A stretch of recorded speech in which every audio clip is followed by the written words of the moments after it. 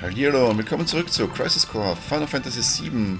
Letztes Mal sind wir in Gongaga angekommen und haben dort auch wieder mal Sisne getroffen und schon einige Kisten geöffnet. Und dieses Mal wollen wir uns auf die Klippen über Gongaga wagen, weil wir dort irgendwie von NG gesehen haben oder wie auch immer. Also wir werden das mal untersuchen und herausfinden, was es damit auf sich hat.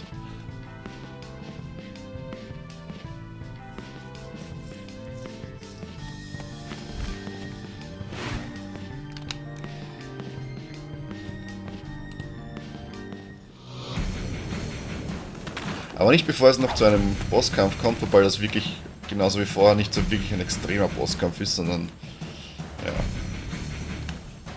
eher schon auf der einfachen Seite. Das Einzige, was hier passiert ist, wir zaubern wieder Volt und versuchen dann zu stehlen und auszuweichen. Ja, das ist natürlich blöd, wenn ich daneben haue. Sehr gut. Ist nicht die beste Substanz, die ich da gestohlen habe, aber... Ah, der hat gar nichts mit. Muss ich gar nicht mehr. Ich dachte, die haben beide was. Und am besten zuerst den mit der Sense fertig machen und dem Typen mit dem Gunblade immer schön ausweichen, weil der hat so Multi-Attacks und das ist sehr mühsam. Auf jeden Fall, der mit der Sense hält weniger aus und deswegen sollte das erste Ziel sein. Nach dem restlichen Kampf wird es einfacher. Nicht, dass sie so viel aushalten würden, aber... Ich hätte natürlich auch vor, meine Ausrüstung noch anpassen können, um hier mehr Schaden anzurichten, aber das ist nicht so wichtig. Also. Wir schaffen den Kampf auch so ganz bequem. Nur für nachher dann werde ich die Ausrüstung ändern, weil ich dann einige... Ja, natürlich kommt jetzt Odin, weil ich dann später einige Kämpfe hintereinander machen muss. Zwar, wo ich immer Pause habe, aber damit es so schnell wie möglich gehen. Odin haben wir natürlich schon gesehen und wir bekommen einen Stärke-Makonit für den Kampf hier. Dann kommt es noch zu einer Zwischensequenz, glaube ich. Genau. His cells are completely useless.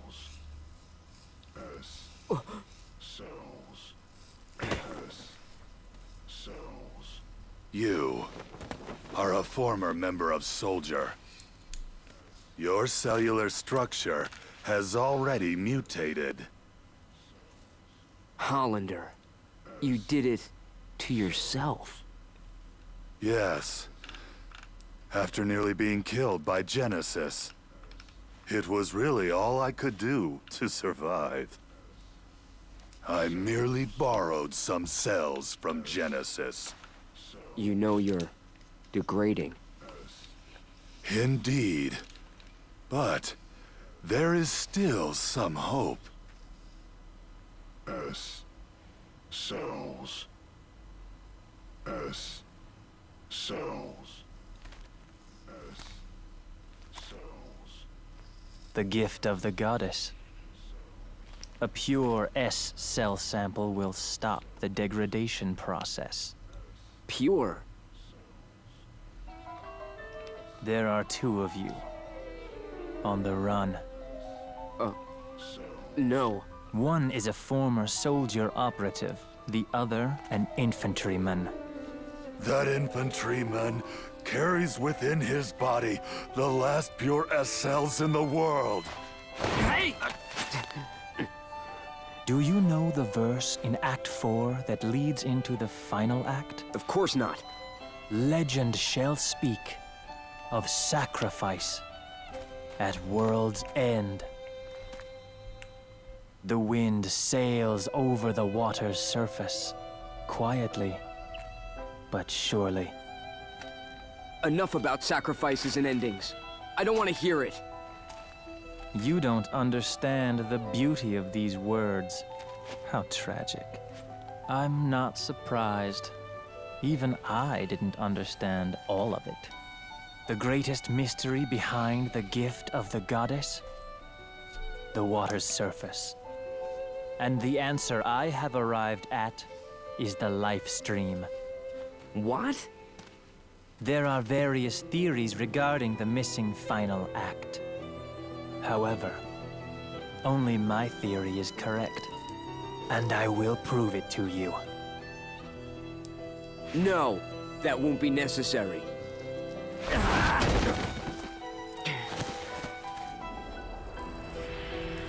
you will understand.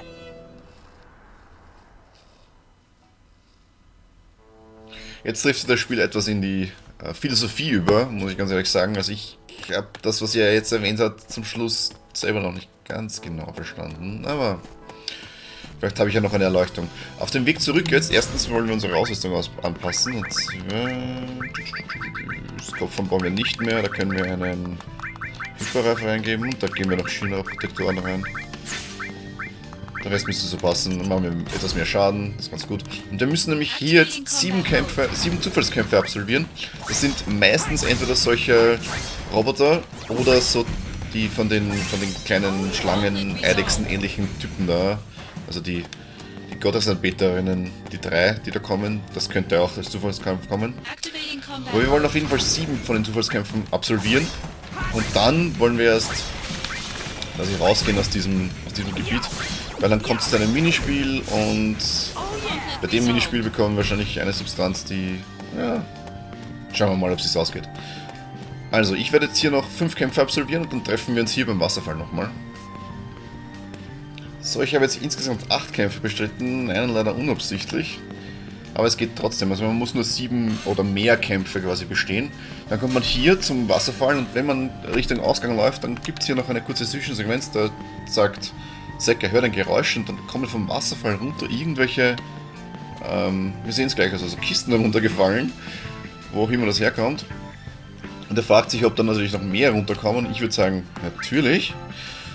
Und dann kommt noch eine kurze Anleitung zum folgenden Minispiel, und zwar, wir müssen im Wasserfall quasi stehen und die Kisten aufsammeln und die Gottesanbeterinnen vermeiden. Wenn wir von den Gottesanbeterinnen getroffen werden, dann werden wir vergiftet und können uns nicht bewegen und deswegen keine Kisten aufsammeln. Insgesamt kommen hier 10 Kisten runter und wir wollen alle aufsammeln. Deswegen lege ich mir hier kurz ein Safe-Set an und wenn ich damit fertig bin, dann sehen wir uns gleich wieder. So, Safe-Set angelegt. Es ist natürlich nicht wichtig, ob wir das beim ersten Mal schaffen, weil wir können immer wieder zurückgehen und nochmal 7 Leute, also nochmal 7 Kämpfe gewinnen und dann nochmal das Spiel machen. Allerdings, ich werde es beim ersten Mal gleich schaffen. So, und ich hoffe, ihr habt euch die anderen durchgelesen. Ich weiß schon, wie es geht. Also, es gibt eine kurze Taktik. Am Anfang ist es am schwierigsten. Später wird es dann ziemlich einfach. Ich erkläre das dann in der Mitte des Spiels. Am Anfang muss ich mich leider etwas konzentrieren. Also hier die Kamera mal Richtung Wasserfall ausrichten und dann die erste Kiste nehmen und gleich nach links abtauchen. Die zweite Kiste nehmen und die dritte Kiste holen.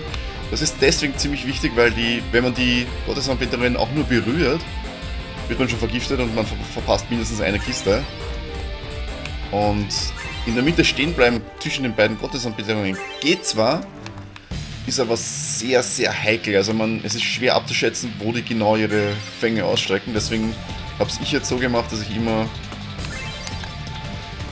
quasi links ausweiche, weil links die erste Kiste eigentlich, also die zweite Kiste dann immer gleich kommt. Und das müsste schon gewesen sein eigentlich. Ja, doch noch nicht. Ja, oh ja, war schon. Also ich glaube, mehr wie 10 Kisten kann man hier nicht aufsammeln.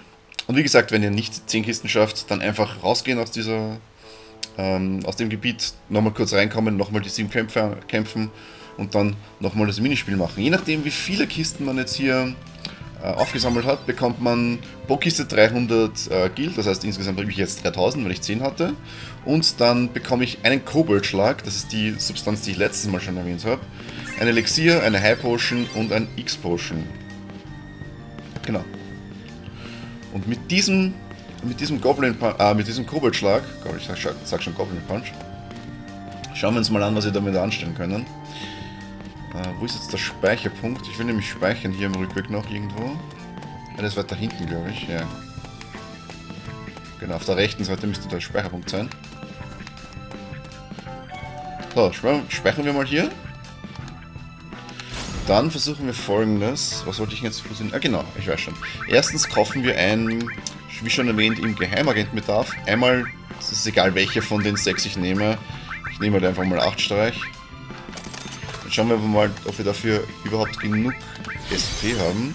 Weil wenn wir jetzt den 8 Streich, der irgendwo ganz hinten sein sollte, mit dem Koboldschlag verbinden, fusionieren drücken, kriegen wir den Verzweiflungsschlag. Und der Verzweiflungsschlag ist wahrscheinlich die,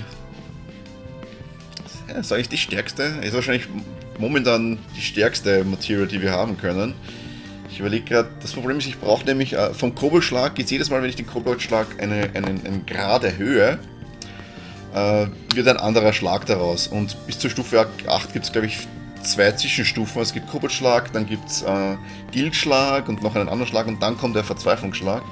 Und ich brauche aber, glaube ich, einen von den 2 mittleren auch, um den zweiten Magietopf Sidequest abzuschließen. Das heißt, ich müsste ihn dann später irgendwo anders organisieren.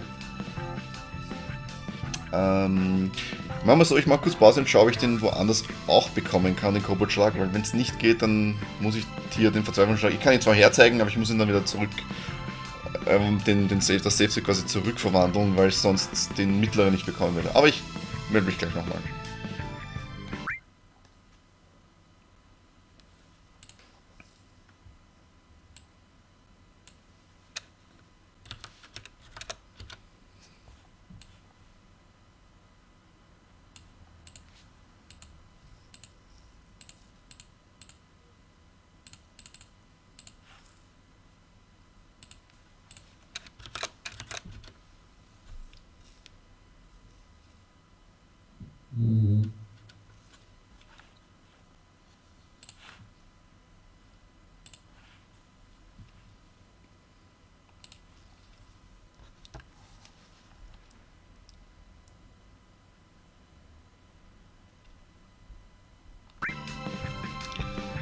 Okay, ich habe mir das Ganze angesehen und ich bekomme den Goblin-Schlag sowieso nochmal irgendwo. Das heißt, ich kann mir jetzt den Verzweiflungsschlag hier bauen.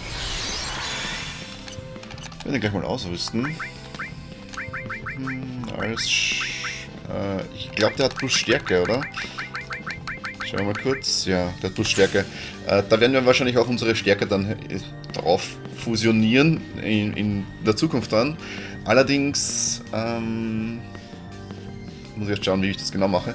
Und wir können jetzt alle Sachen wahrscheinlich wegnehmen, die irgendwie uns plus Stärke geben. Deswegen, weil der Verzweiflungsschlag sehr, sehr, sehr viel Schaden macht. Wir werden ihn vielleicht mal auch etwas weiter vorne hingeben. Kann ich die irgendwie ordnen? Ach. So. Wie machen wir das? Machen wir es so. Ja, dann ist Stehlen auf der anderen Seite und Verzweiflungsschlag passt. So müsste es ganz gut sein. Und mit dem, werden wir gleich sehen, ich kann das vielleicht auch hier... als nächstes haben wir gleich einen Bosskampf. Ich will noch einen Zukunftskampf irgendwie haben, damit ich das herzeigen kann. Scheint nicht nach einem Zufallskampf auszusehen hier. Egal. Dann gehen wir einfach mal weiter. Richtung Reaktor wieder. Wir müssen ja Cloud retten, weil die wollen ja Cloud offenbar irgendwie entführen oder so. Da ist auch schon Holländer und will sich an Cloud vergreifen. Das können wir natürlich nicht zulassen.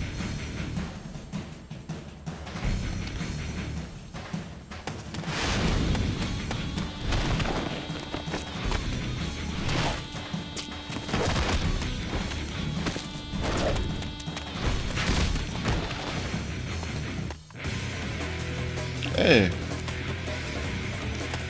Oh, ich weiß schon, wer uns da immer die E-Mails schreibt. Jetzt kommt's mir. Okay. Gut. Wir wollen natürlich Holländer aufhalten jetzt. Und das einzig Schwierige bei Holländer ist sein Atem, den man ausweichen sollte. Der Rest ist ziemlich einfach. Vor allem, wenn man Verzweiflungsschlag hat.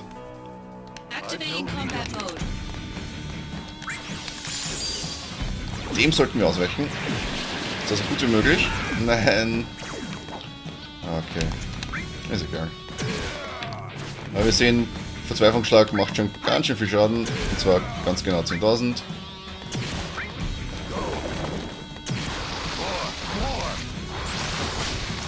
Hey, weg mit euch.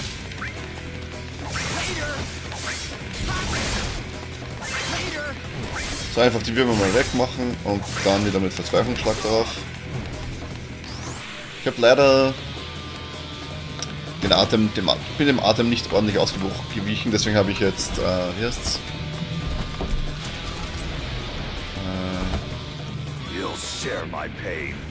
Nein, das glaube ich nicht. Wie heißt's?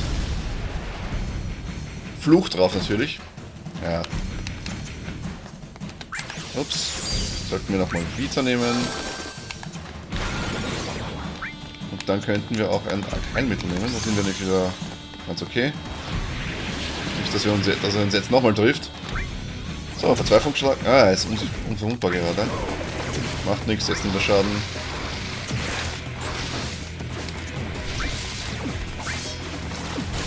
Ja, ich kann durch die Würmer nicht noch ordentlich durch hier. Deswegen... Ah, er ist schon tot. Ah, er ist noch nicht tot. Er macht noch seine Subraumrakete. Wie gesagt, das einzig Nervige ist sein Atem. Man könnte theoretisch sich auch gegen Fluch schützen, allerdings normal ist es der Atem ziemlich einfach auszuweichen. You'll share my pain. Nochmal 6000 Schaden hier. Nicht ganz 6000 vielleicht.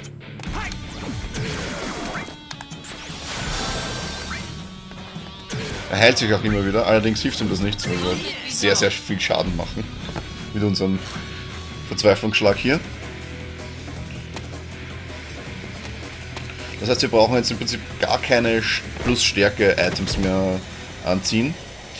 Weil, ja, wir machen sowieso 10.000 Schaden und bevor wir nicht Equipment haben, das unsere Schadenlimit erhöht, können wir nicht mehr Schaden machen. Das Einzige, was Verzweiflungsschlag macht, es macht ein 128. meiner HP Schaden an mir. Aber das ist fast zu vernachlässigen. So, what happened? That thing wasn't so tough. I can't fight like a first. I'm just an Angeal copy. Copy? It's Lazard. So, you're the one who helped Hollander out of Junon? Why would you do such a thing? To exact my revenge, I needed Hollander. You really chose the wrong friends, didn't you? I agree. I never dreamed I'd be turned into an Angeal copy. Well, just be happy you're linked to Project G. It's a strange feeling. Hmm? The lust for vengeance that had so consumed my life is all but gone now. In its place is a desire to help you. A desire to save Genesis. No. It's bigger than that. I want to save the world.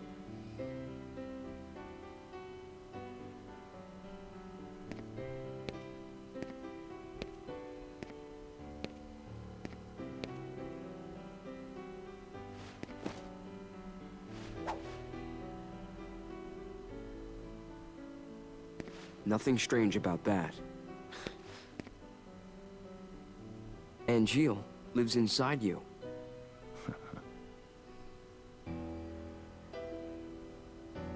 Genesis is trying to obtain the gift of the goddess.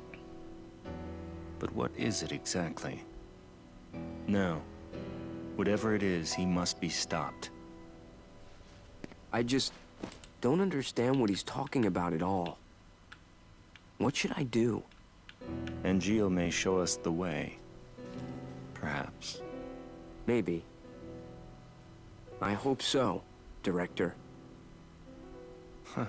Director. So, Zach, what is your dream? Huh? Oh. Let's see. To become a hero. Unattainable dreams are the best kind. Oh, come on. Lend me a hand. You and Angeal both. If we pull this off, we'll all be heroes. At the very least, I'd feel like one. So, Zach, where is Genesis? I see.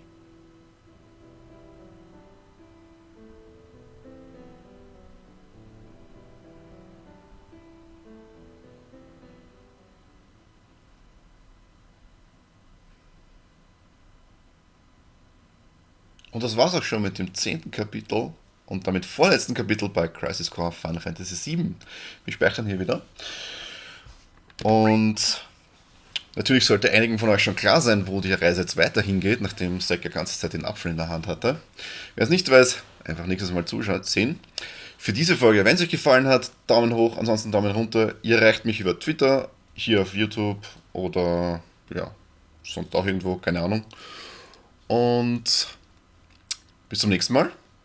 Wünsche ich euch natürlich wie immer viel Spaß.